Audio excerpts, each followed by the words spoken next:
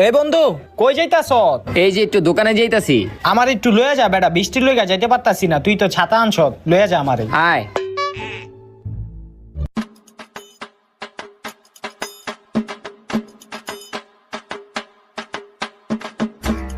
ঠিক আছে বন্ধু, তুই যা, আমি বাসায় যাই গা। আচ্ছা।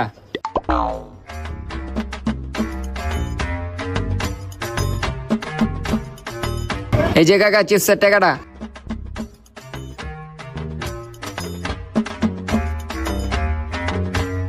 হ্যাঁ রে, বাইরে অনেক বৃষ্টি, ছাতাটা এদিকে রাহি, ছাতাটা না থাকলেই ভিজে যেতাম গা। বুইয়া চিপসটা খাই, একটু ফেসবুকে ঢুকি।